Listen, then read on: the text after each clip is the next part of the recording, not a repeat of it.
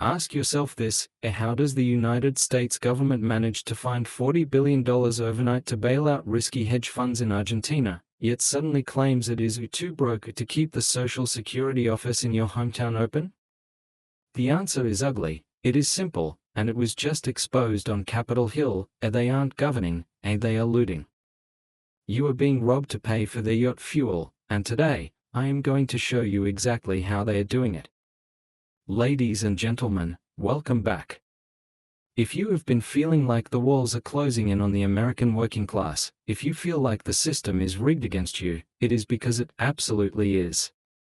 We just witnessed one of the most explosive, jaw-dropping confrontations on Capitol Hill in decades, and frankly, it exposes the rot at the very core of this administration. We are talking about a Nevada representative who just walked into a hearing room and absolutely dismantled the Trump-Vance agenda piece by piece, stripping away the polite veneer to reveal the ugly truth underneath. They call it tax reform, they call it government efficiency, but let's call it what it really is, just as this congressman did, the Screw America bill. You have to look at the sheer audacity of the numbers we are seeing here, because they are not just numbers, they are a statement of values. The Republican plan is being sold to you as this great relief for the common man, but when you crunch the data, the picture is grotesque. Under this new proposal, a typical middle-class family, maybe a family like yours, is going to see a tax benefit of about $1,000 a year. Now, $1,000 helps, sure, nobody is going to turn that down in this economy. But you have to look at the other side of the ledger to understand the scam. While you are struggling to make that $1,000 stretch over 12 months of inflated grocery bills, the richest man in the world, Elon Musk, is pocketing an estimated $300,000 a year in tax cuts alone. Let that sink in for a second. That is $762 a day, every single day, just handed to a multi-billionaire by the federal government. That is more than many Americans make in a week of hard labor, handed to Musk before he even gets out of bed.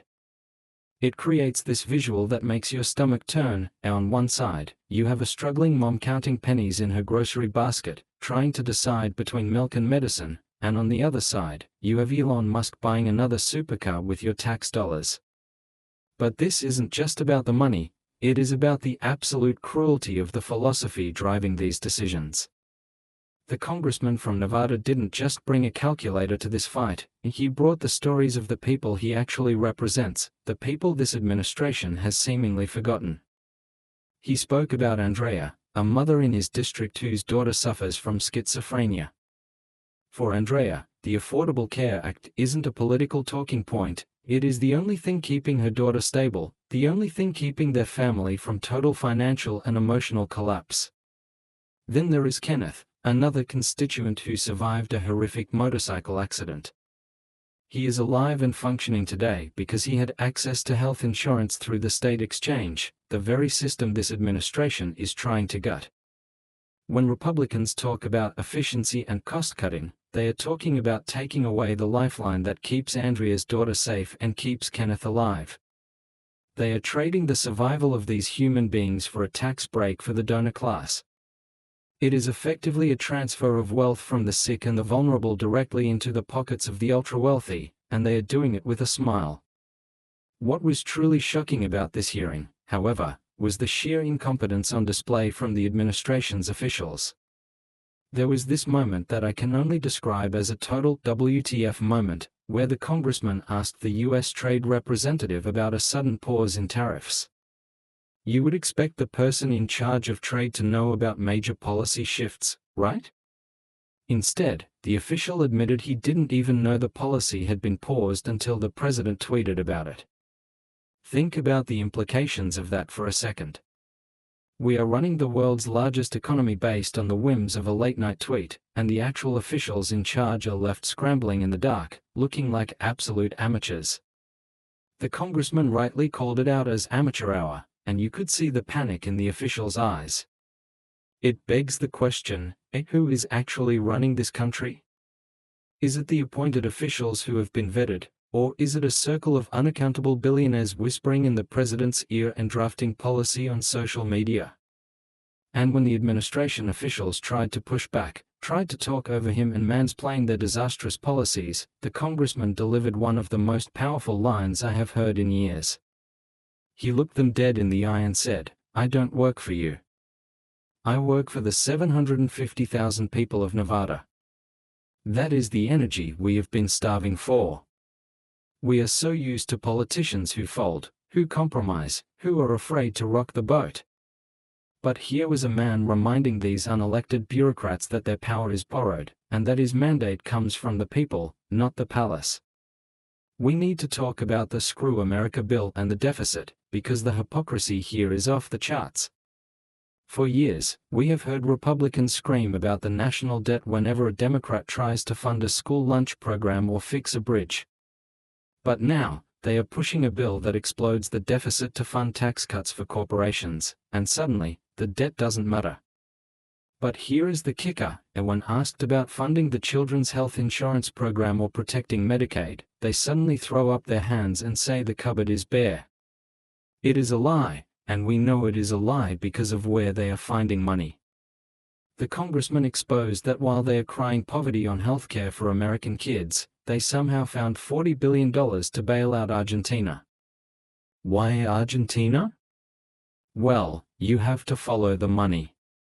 That bailout helps stabilize the bond market, which directly benefits the massive hedge funds and Wall Street banks that hold Argentine debt.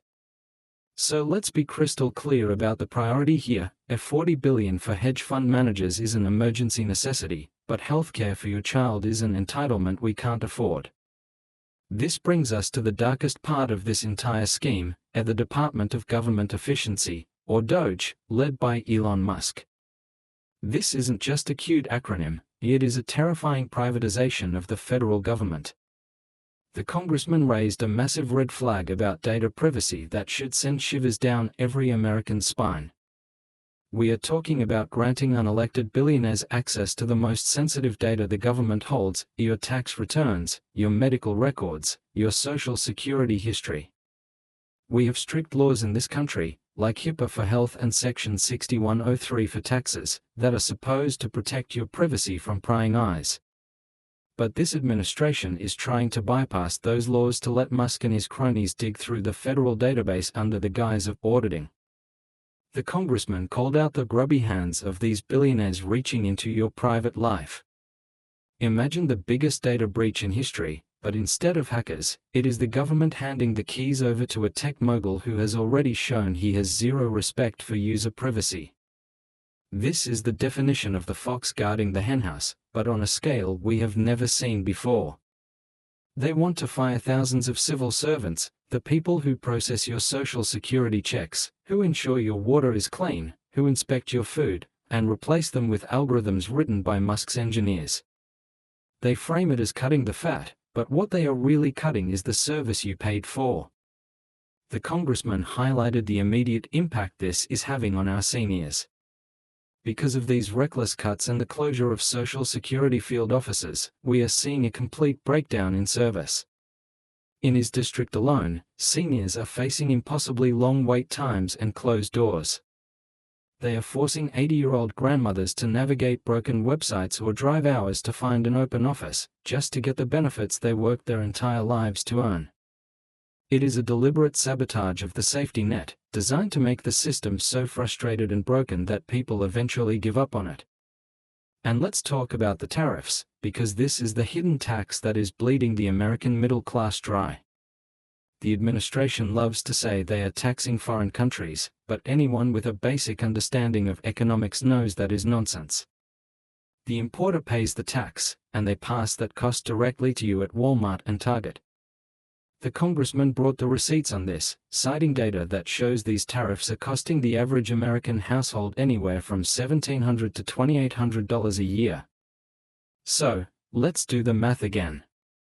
They give you a $1,000 tax cut with one hand, and then they slap you with a $2,800 price hike on basic goods with the other. You are essentially paying $1,800 for the privilege of letting Elon Musk keep his millions. It is a con job. It is a shell game. And they are banking on the fact that you are too busy trying to survive to notice that they are picking your pocket in broad daylight. The term "Screw America Bill" isn't just a catchy slogan, it is a literal description of the legislative intent. When you look at the sunset provisions in the bill, it gets even worse. The tax cuts for individuals, the crumbs they toss to you, are set to expire in a few years. But the corporate tax cuts? The loopholes for the billionaires? Those are permanent. They are locking in a permanent aristocracy while giving you a temporary coupon that expires just as inflation eats up the value. The congressman's interrogation of these officials exposed that they don't even have a defense for this. When he pressed them on why the corporate cuts are permanent while the family credits expire, they had nothing. Just blank stares and stammering about growth. We have been hearing about this trickle-down fairy tale for 40 years, and the only thing that has trickled down is debt and despair. We are watching a systematic dismantling of the American promise. The promise that if you work hard, play by the rules, and pay your taxes, the system will have your back when you stumble. That promise is being shredded to pave the way for a libertarian fantasy where the strong devour the weak and the rich are above the law. The WTF moment regarding the trade rep wasn't just funny, it was terrifying because it shows there is no steady hand at the wheel. It is chaos by design. They thrive on the chaos. They want you confused, they want you exhausted, and they want you to think that this is just how politics works. But what we saw in that hearing room was a reminder that it doesn't have to be this way.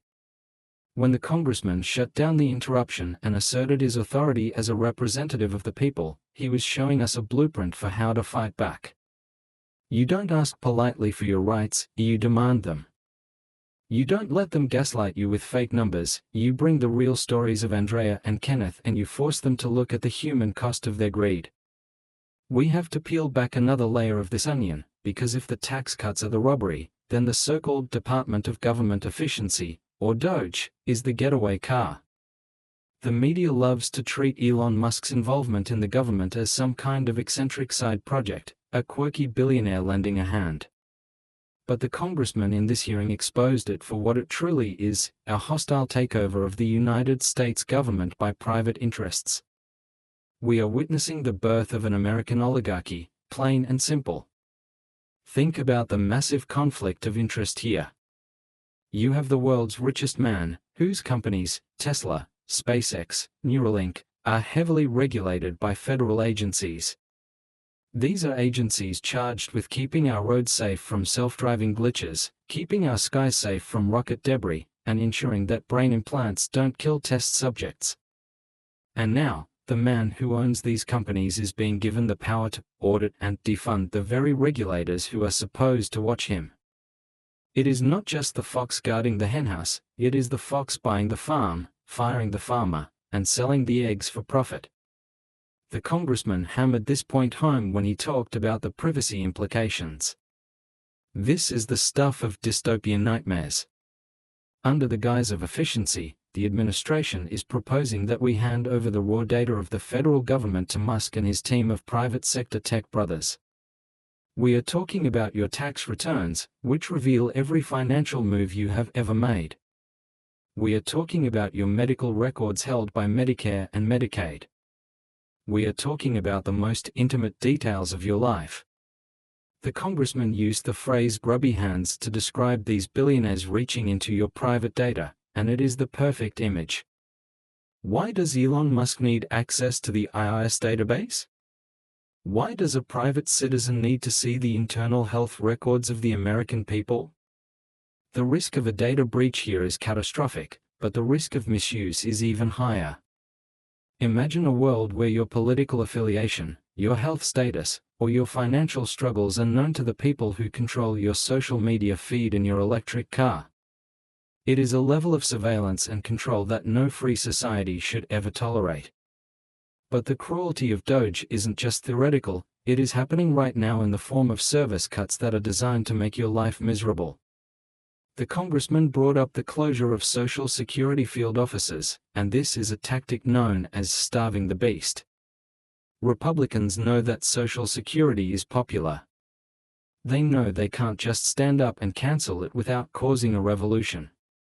So, what do? They break the machinery. They fire the staff, they close the local offices, and they stop updating the software.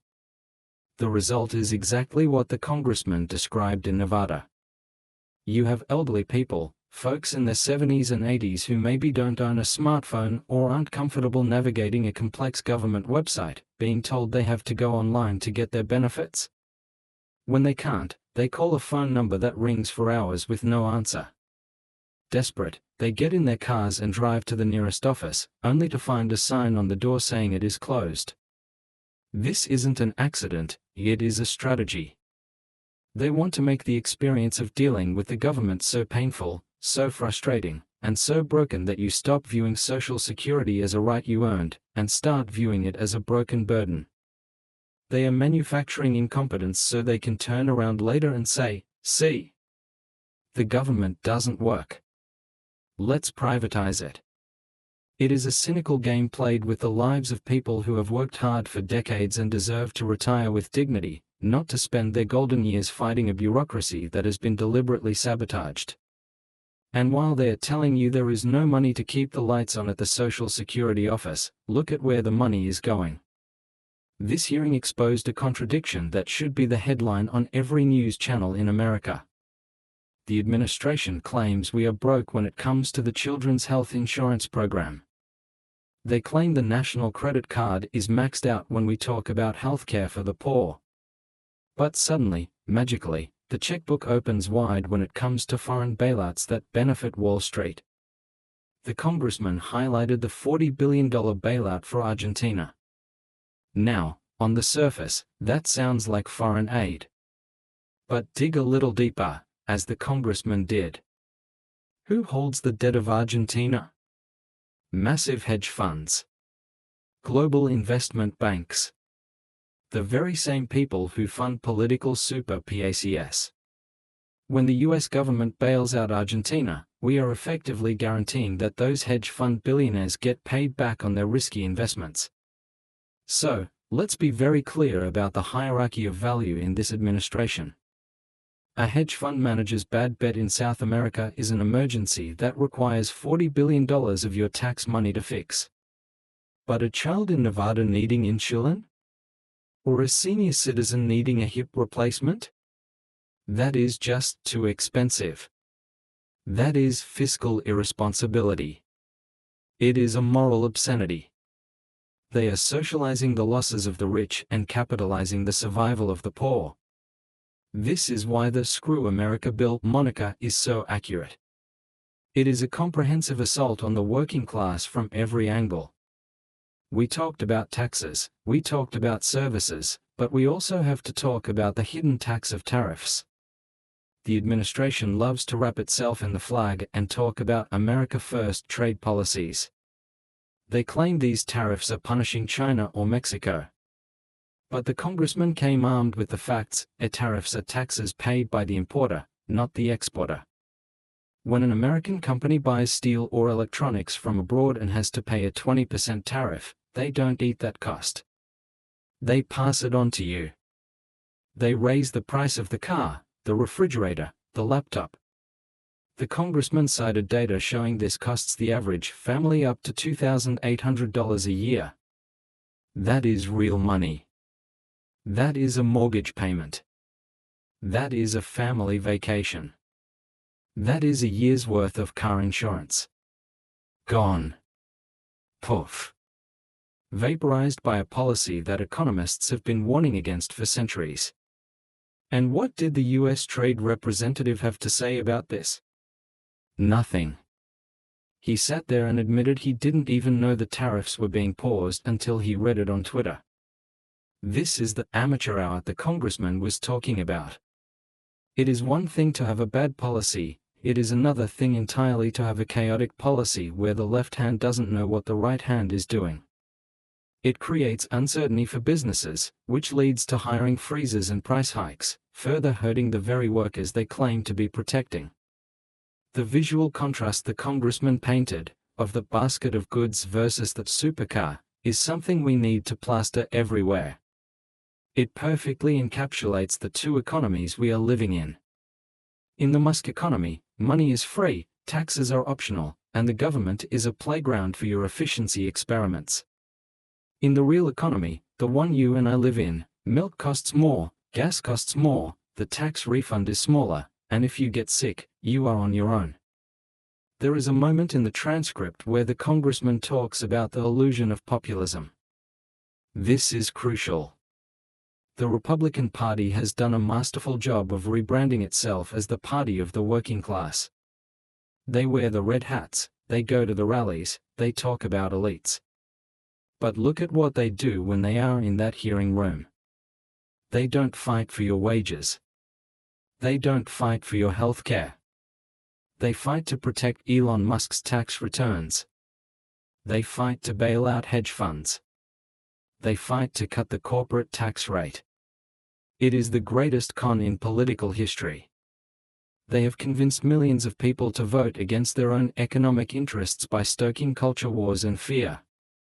But hearings like this one are the antidote. When you strip away the noise and just look at the policy, when you look at the Screw America bill, the truth is undeniable. They are looting the treasury and hoping you are too distracted by the circus to notice the vault is empty. The congressman's refusal to be silenced, his refusal to let the witnesses filibuster or dodge, is a model for how we have to approach this. We can't be polite anymore. We can't assume that the truth will win just because it is the truth. We have to fight for it. When they try to drown us out with talk of wokeness, we have to shout back about wages. When they try to distract us with conspiracies, we have to point to the tax code. We have to personalize this fight. It's about Andrea's daughter. It's about Kenneth. It's about the millions of Americans who are one medical emergency away from bankruptcy. The Screw America bill isn't just a piece of legislation, it is a declaration of war on the middle class. And if we don't wake up and realize we are under attack, we are going to lose the few protections we have left. The role of the useful idiot was also on full display. The officials sitting in those chairs, taking the heat for policies they barely understand, are just pawns. They are the buffer between the public anger and the real architects of this disaster, the donors. They are paid to sit there, look serious, and spout nonsense about fiscal discipline while the Treasury is being raided. The congressman saw right through them. He didn't treat them with the deference they expected, he treated them like the accomplices they are. As we move forward, we need to ask ourselves, how much more can we take? How many more public services can be gutted before society starts to fray at the edges? We are already seeing the cracks. The mental health crisis, the homelessness crisis, the infrastructure crumbling, these are all choices. They are the direct result of 40 years of trickle-down lies that have culminated in this moment, in this bill, in this administration. The Screw America bill is the endgame. It is the final transfer of wealth and power. It is an attempt to lock in a caste system where your destiny is determined by your zip code and your parents' bank account. But the fact that this congressman spoke up, the fact that this video is getting out, means they haven't won yet. They thrive in the dark, but we are shining a spotlight. We need to take a hard look at the people actually sitting in the driver's seat of this government, because the hearing revealed something terrifying, and nobody is driving. The congressman's interrogation of the U.S. Trade Representative wasn't just a gotcha moment, it was a glimpse into a terrifying void of leadership. When a sitting congressman has to inform the administration's top trade official about their own trade policy, because the official missed a tweet, we have officially entered the realm of farce. This is what I call the government by caprice. There is no strategy. There is no deliberation.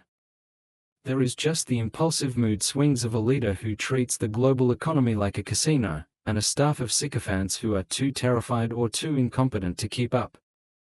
The congressman called it amateur hour, but that is almost too kind. Amateurs try their best. This is negligence. When you slap tariffs on and off via social media, businesses can't plan. Farmers can't plant. Manufacturers can't hire. It creates a chaotic environment where only the biggest players, the ones with direct lines to the White House, like Elon Musk, can survive. And let's be honest about the silence in that room. When the congressman demanded answers, when he asked, "Who is running the show here?" the silence from the witnesses was deafening. It confirmed what we have all suspected: the adults in the room are gone. We are left with yes men who are willing to let the ship sink as long as they get to keep their titles. They are selling out their professional integrity for a front row seat to the dismantling of the American state. But the most insidious part of this entire spectacle is the gaslighting. They sat there and tried to tell us that cutting taxes for billionaires will somehow help the single mother in Nevada. They tried to tell us that firing civil servants will improve services. It is an insult to our intelligence. The congressman didn't let them get away with it. He kept bringing it back to the Screw America bill. He kept holding up the mirror. Let's revisit the healthcare aspect, because this is where the cruelty becomes lethal. The congressman mentioned the exchange in Nevada, the marketplace created by the Affordable Care Act. This isn't just a website, it is a lifeline for millions. Republicans have spent over a decade trying to kill it, not because it doesn't work, but because it does. It proves that government can actually improve people's lives, and that is a threat to their entire ideology. If they succeed in dismantling these exchanges, as outlined in the Screw America agenda, people like Kenneth, the motorcycle accident survivor, are uninsurable. They become high risk. They get thrown back into the pre-ACA dark ages where a pre-existing condition was a death sentence or a bankruptcy filing. The congressman is fighting for the basic principle that in the richest country on earth, getting sick shouldn't mean losing your home. It is a moral baseline that the other side has completely abandoned. We also have to talk about the bailout hypocrisy again, because it connects to the housing crisis we are seeing everywhere. We are told there is no money for affordable housing. We are told we can't afford to cap rent or build starter homes. Yet, the Federal Reserve and the Treasury can mobilize billions overnight to stabilize foreign bond markets. Why? Because if the bond market crashes, the rich lose money. If you can't pay your rent, you just become homeless. The system is calibrated to protect capital, not humans. The congressman's defense of the 750,000 people of Nevada is a reminder of what representation is supposed to look like. He isn't there to audition for a lobbying gig. He isn't there to get a soundbite on Fox News. He is there because his neighbors are hurting. When he says, "I don't work for you," he is drawing a line in the sand. On one side are the people, the teachers, the nurses, the construction workers. On the other side are the oligarchs and their political puppets. This hearing was a microcosm of the larger war for the soul of America. And make no mistake, it is a war. The Screw America bill is a weapon. Doge is a weapon. The tariffs are weapons. They are waging class warfare, and for too long, only one side has been fighting. The billionaire class has been winning because they have convinced half the working class that the enemy is the immigrant, or the trans kid, or the woke teacher. But the numbers don't lie. The congressman brought the receipts. The immigrant didn't give Elon Musk a $300,000 tax cut. The woke teacher didn't raid the Social Security Trust Fund. The trans kid didn't bail out the Argentine bond market. The people responsible are the ones sitting in those leather chairs, wearing expensive suits, and lying to Congress. We need to channel the anger from this video into action. It is not enough to just watch and nod. We have to be as relentless as they are. We have to demand that every Democrat acts like this congressman. We need more table pounding. We need more interruptions. We need more WTF moments. Because politeness is getting us killed. Civility is being weaponized against us. When they come for your Social Security, you don't debate them politely, you scream. When they come for your health care, You don't write a strongly worded letter, you occupy their offices. This congressman showed us the energy we need. He showed us that you can cut through the spin if you are willing to be bold. The Screw America bill is likely going to pass if we don't make enough noise. They have the votes. They have the money. But they are terrified of the public. That is why they try to hide the details. That is why they rush these bills through in the middle of the night. That is why they lied about the tariff pause. They know that if the American people truly understood what was happening, if they truly understood the basket versus supercar math, there would be riots in the streets. So, here is the challenge. Take this information. Take the story of Andrea and Kenneth. Take the image of Elon's grubby hands in your tax files. And share it. Talk to your uncle who voted for Trump because he thought he was a businessman. Ask him how he feels about bailing out hedge funds while his Social Security office closes. Ask him how he feels about paying higher prices at Walmart so a billionaire can pay zero taxes. Break the spell. The Screw America bill is not about making America great, it is about making the rich kings and the rest of us serfs. We have the truth on our side. We have the numbers on our side. And as this congressman showed, we have the moral high ground. Now we just need the courage to fight for it. We are reaching the end of this hour, but in many ways, the fight is just beginning. We have spent the last 60 minutes dissecting the anatomy of a heist. We have looked at the Screw America bill, the dystopian Doge program, and the chaotic incompetence of the Trump administration. But I want to leave you with a thought about power. Power is not just about who sits in the Oval Office or who holds the gavel in Congress. Power is about who tells the story. For too long, the right has told a story about freedom that is actually about selfishness. They tell a story about efficiency that is actually about cruelty. But the congressman from Nevada changed the narrative. He took the pen back.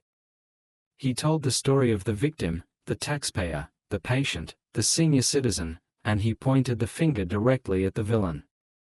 This is crucial because despair is their greatest weapon. They want you to look at the corruption, the bailouts, the grubby hands of Elon Musk, and feel small. They want you to think, well, they have all the money, what can I do? That is why they make the system complicated. That is why they hide the truth in thousands of pages of legislation. They are banking on your apathy. But look at what happened in that room. One man, armed with nothing but the truth and a microphone, made the entire administration look weak. He made them stutter. He made them panic. He exposed the hollowness of their entire agenda. If one congressman can do that in a committee hearing, imagine what millions of us can do if we get organized. We have to stop playing defense. We have to stop apologizing for wanting a government that actually works for people. It is not radical to want your medical records to be private.